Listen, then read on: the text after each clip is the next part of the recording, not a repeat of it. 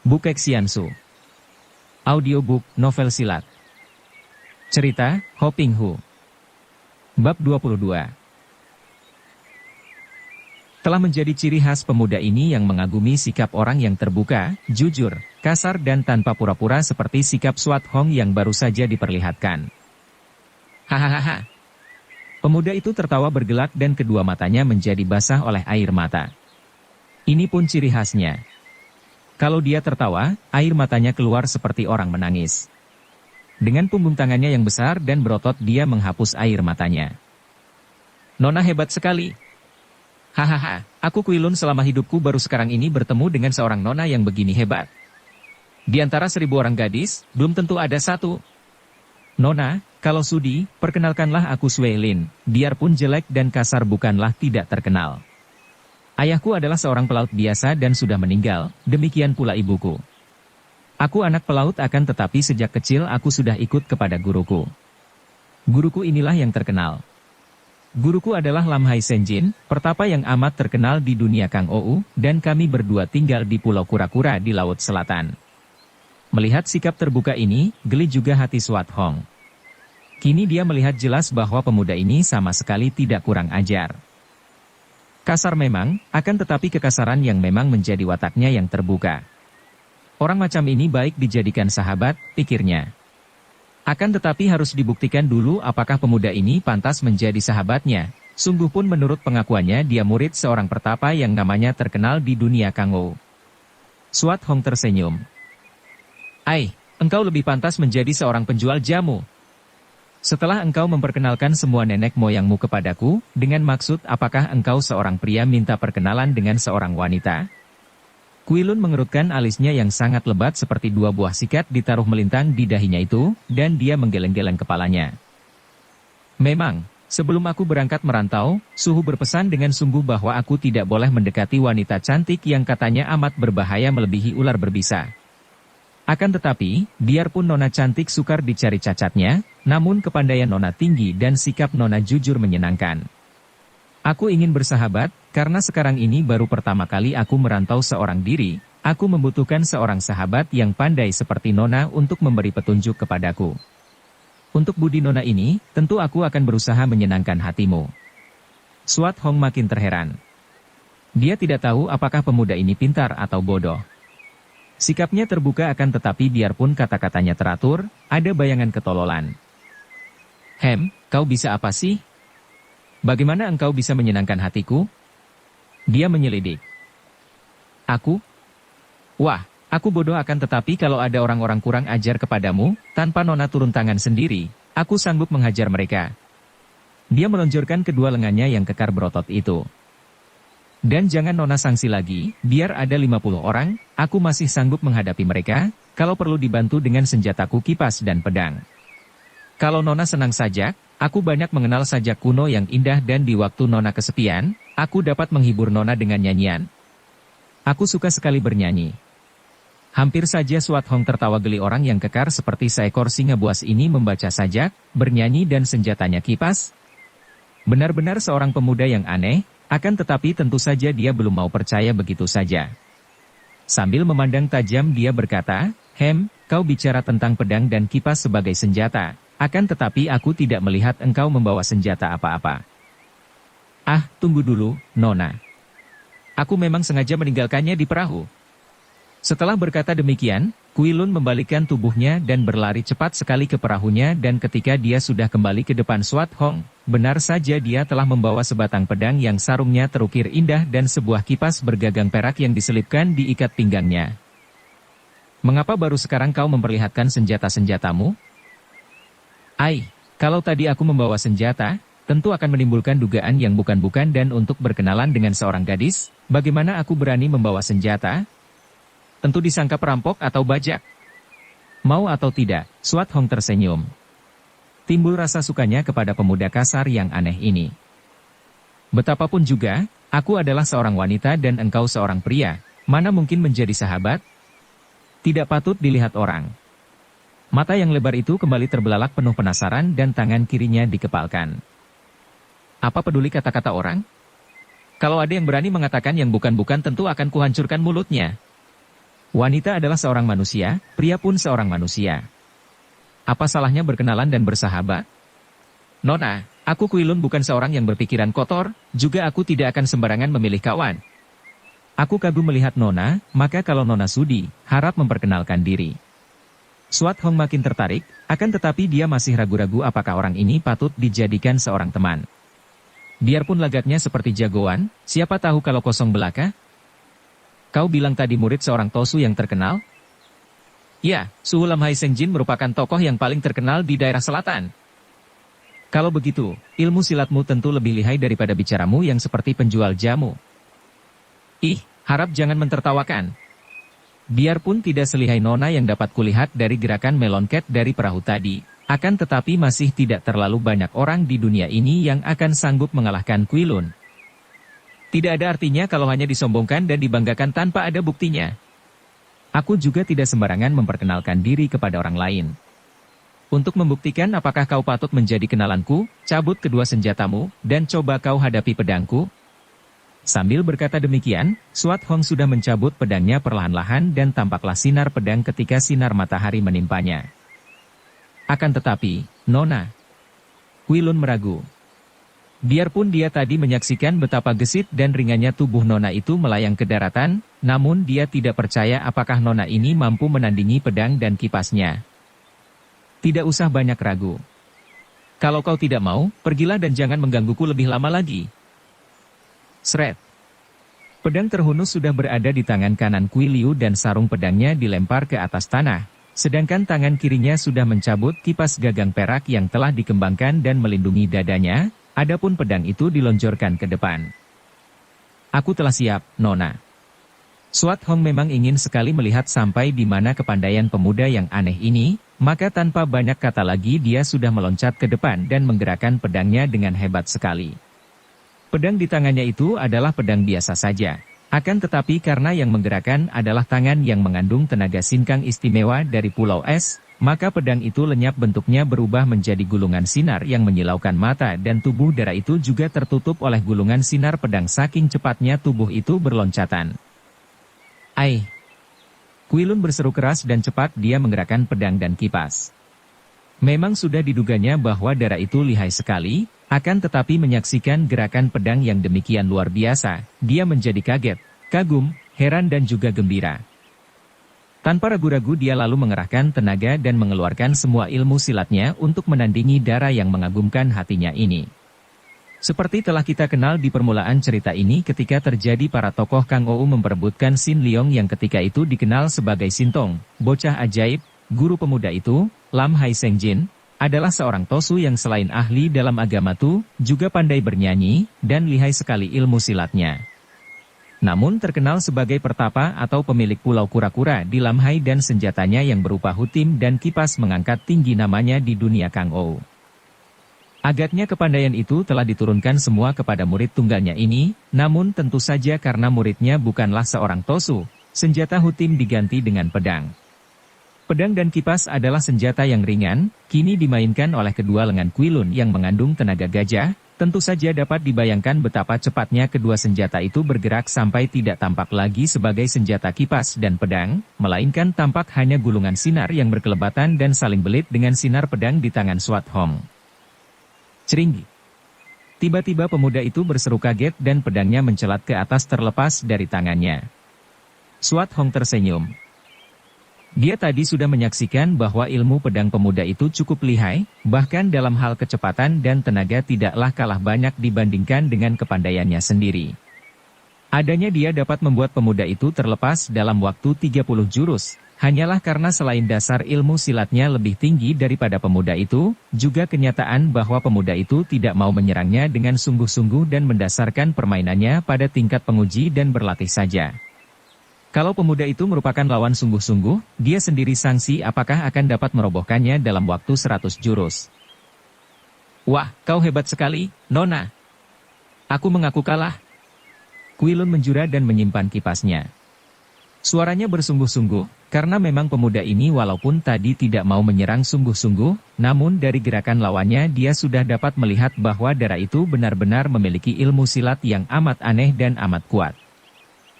Aku terlalu rendah untuk menjadi sahabatmu. Kuituako, kau terlalu merendah. Ilmu kepandaianmu hebat. Perkenalkanlah, aku bernama Han Swat Hong. Sampai di sini, Dara itu meragu karena dia masih sangsi apakah dia akan memperkenalkan diri sebagai seorang putri dari kerajaan Pulau Es yang asing dan yang telah terbasmi habis oleh badai itu. Ilmu pedang Nona hebat bukan main, juga amat aneh gerakannya. Selama melakukan perantauan dengan Suhu, dan mendengar penjelasan Suhu, sudah banyaklah aku mengenal dasar ilmu silat perkumpulan besar di dunia Kang Ou, akan tetapi melihat gerakan pedangnya tadi, aku benar-benar tidak tahu lagi. Sedikit pun tidak mengenalnya. Maukah Nona Han Swat Hong memperkenalkannya kepadaku? Kuituako, sebenarnya aku akan merahasiakan keadaanku, baru pertama kali ini aku menginjak daratan besar dan aku tidak ingin melibatkan diri dengan urusan di dunia Kang Ou, apalagi memperkenalkan diriku. Akan tetapi memang sudah nasib, begitu mendarat bertemu dengan engkau, dan sikapmu menarik hatiku, membuat aku tidak dapat menyembunyikan diri lagi. Aku akan menceritakan keadaanku hanya dengan satu janji darimu, Tuako. Kuilun memungut pedangnya, mengikatkan sarung pedang di punggung lalu membusungkan dadanya yang sudah membusung tegap itu sambil menepuk dada dan berkata, Nona Han. Kuituako, sekali mau mengenal orang, aku tidak mau bersikap kepalang. Aku menyebutmu Tuako, kakak, berarti aku sudah percaya kepadamu. Maka janganlah kau masih bersikap sungkan menyebutku Nona. Namaku Swat Hong dan tak perlu kau menyebutku Nona seperti orang asing. Bagus sekali. Kuilun bertepuk tangan dan memandang ke langit. Bukan main. Aku benar-benar berbahagia dapat memperoleh adik seperti engkau. Nah, Hong Moi, adik Hong, kau ceritakanlah kepada kakakmu ini. Ceritakan semuanya, kalau ada penasaran, akulah yang akan membereskan untukmu. Kakakmu ini sekali bicara tentu akan dipertahankan sampai mati. Diam-diam Swat Hong merasa girang dan kagum. Inilah seorang laki-laki sejati. Seorang jantan. Sekaligus dia memperoleh seorang sahabat yang boleh dipercaya seorang kakak dan sebagai pengganti seorang keluarga setelah dia kehilangan segala-galanya. Dia telah kehilangan ibunya, ayahnya, keluarga ayahnya, bahkan akhirnya dia kehilangan suhengnya dan dalam keadaan seperti itu tiba-tiba muncul seorang seperti Kuilun. Kuituako, aku baru saja meninggalkan tempat tinggalku di tengah-tengah laut di sekitar sana. Dia menuding ke arah laut bebas. Di manakah tempat tinggalmu itu? Di sebuah pulau?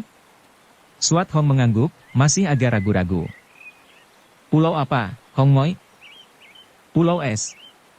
Hah? Benar saja seperti dugaannya, nama Pulau Es mendatangkan kekagetan luar biasa. Bahkan wajah pemuda itu berubah menjadi agak pucat dan dia memandang Dara itu seperti orang melihat iblis di tengah hari. Pulau Es. Seperti juga semua orang di dunia Kang Ou, Pulau Es hanya didengarnya seperti dalam dongeng saja, dan Pangeran Han Tiong yang pernah menggegerkan dunia Kang Ou disebut sebagai seorang dari Pulau Es, seorang yang memiliki kepandaian seperti dewa. Dan kini pemuda itu mendengar bahwa Dara itu dari Pulau Es. Kuituako. Jangan memandangku seperti memandang siluman begitu. Oh, maafkan aku, Moi Moi. Hati siapa yang mau percaya? Akan tetapi aku percaya padamu, Moi Moi. Wah, aku percaya sekarang. Kau pantas kalau dari Pulau Es. Ilmu kepandaianmu luar biasa, bukan seperti manusia lumrah. Mana ada gadis biasa mampu mengalahkan Kuilun dalam beberapa jurus saja? Aku malah bangga. Seorang penghuni Pulau Es menyebutku Tuako dan kusebut Moi Moi. Hahaha, Suhu tentu akan tercengang saking kagetnya kalau mendengar ini. Melihat pemuda itu petantang petenteng mengangkat dada seperti orang membanggakan diri sebagai seorang sahabat baik penghuni Pulau Es, Swat Hong menjadi geli hatinya. Hong Moi, engkau tidak tahu betapa bangga dan besarnya hatiku. Sekali ini, baru saja meninggalkan Suhu untuk merantau seorang diri, aku telah bertemu dan dapat bersahabat denganmu. Betapa bangga hatiku. Swat Hong terkejut. Baru teringat olehnya bahwa dia tadi belum melanjutkan syaratnya, maka cepat dia berkata, kalau begitu, berjanjilah bahwa engkau tidak akan menceritakan kepada siapapun juga tentang keadaan diriku, kecuali namaku saja. Berjanjilah Tuako. Kuilun memandang kecewa. Tidak menceritakan kepada siapapun juga bahwa engkau adalah penghuni Pulau Es? Wah, ini. Tentu saja hatinya kecewa karena hal yang amat dibanggakan itu tidak boleh diceritakan kepada orang lain. Mana bisa dia berbangga kalau begitu? Kuilun, tiba-tiba Swat Hong berkata dengan lantang. Hanya ada dua pilihan bagimu. Berjanji memenuhi permintaanku dan selanjutnya menjadi sahabat baikku, atau kau tidak mau berjanji akan tetapi kuanggap sebagai seorang musuh. Wah, aku berjanji. Aku berjanji.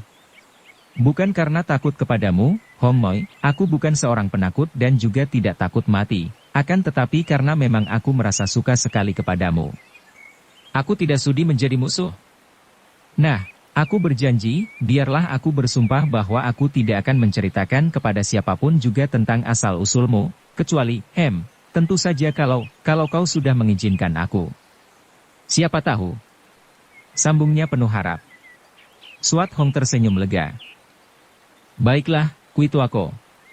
Aku percaya bahwa engkau akan memegang teguh janjimu.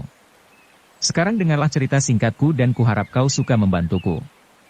Aku adalah putri dari Raja Pulau Es. Aduh. Kembali mata itu terbelalak dan Kuilun segera membungkuk, agaknya malah akan berlutut. Tuako, kalau kau berlutut atau melakukan hal yang bukan-bukan lagi, aku takkan sudi bicara lagi kepadamu. Kuilun berdiri tegak lagi. Haya, siapa bisa menahan datangnya hal-hal yang mengejutkan secara bertubi-tubi ini? Baiklah, aku taat. Benarkah aku boleh menyebutmu Moi-Moi? Siapa bilang tidak boleh? Aku hanya bekas putri raja. Ayahku telah meninggal dunia dan ibuku, aku sedang mencari ibuku yang pergi entah kemana. Kuituako, aku tidak bisa menceritakan lebih banyak lagi. Yang penting kau ketahui hanya bahwa ibuku telah berbulan-bulan meninggalkan Pulau Es, entah kemana perginya dan aku sedang mencarinya. Juga aku telah saling berpisah dengan suhengku. Aku sedang pergi merantau dan sekalian mencari ibuku dan suhengku. Aku akan membantumu. Kuilun menggulung lengan bajunya yang memang sudah pendek sampai ke bawah siku itu. Jangan khawatir. Terima kasih, Tuako. Dan sekarang, engkau hendak kemanakah? Sudah kukatakan tadi bahwa aku meninggalkan Pulau Kura-Kura untuk pergi merantau meluaskan pengalaman, sekalian memenuhi permintaan penduduk kota Lengxiabun yang berada tak jauh dari pantai ini. Permintaan apa, Tuako? Beberapa orang penduduk bersusah payah mencari Suhu di Pulau Kura-Kura, dan mereka mohon pertolongan Suhu untuk menghancurkan komplotan busuk yang merajalela di kota ini. Suhu lalu memerintahkan aku pergi, dan sekalian aku diberi waktu setahun untuk merantau sendirian. Kebetulan sekali aku bertemu denganmu di sini. Marilah kau ikut bersamaku ke Lengxiabun, tentu kau akan gembira melihat keramaian ketika aku menghadapi komplotan itu. Setelah selesai urusanku di sana, aku menemanimu mencari suhengmu dan ibumu. Swat Hong mengangguk setuju. Lega juga hatinya, karena kini ada seorang teman yang setidaknya lebih banyak mengenal keadaan daratan besar daripada dia yang asing sama sekali. Baik, Tuako. Akan tetapi perutku. Perutmu mengapa? Sakit. Sakit. Lapar. Kuilun tertawa-tawa bergelak dan Swat Hong juga tertawa.